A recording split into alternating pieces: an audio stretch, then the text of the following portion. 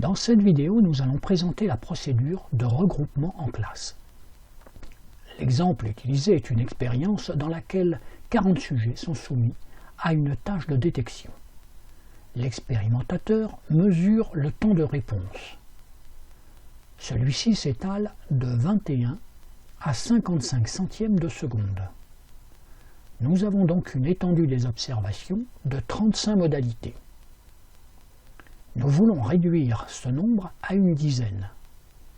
Considérant que 35 est un multiple de 7 et de 5, nous retiendrons cette classe, avec 5 modalités par classe, et un intervalle de classe de 4 modalités. Il ne nous reste plus qu'à construire le tableau de recodage. Le tableau comporte autant de lignes que de classes. Dans la première colonne, on pose la valeur minimale observée, à laquelle on ajoute le nombre de modalités par classe, calculé précédemment. Dans notre exemple, nous devons ajouter 5 à chaque ligne du tableau. Dans la colonne suivante, on calcule la valeur maximale de chaque classe. Elle est égale à la valeur minimale plus l'intervalle de classe. Cet intervalle est de 4 dans notre exemple.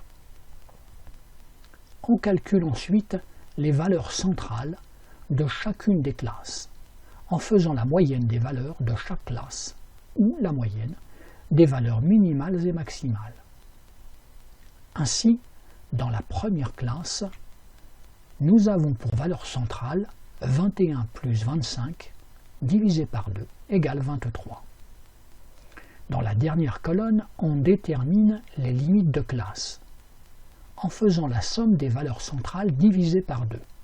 Ainsi, la limite entre la classe 1 et la classe 2 est de 23 plus 28 égale 25.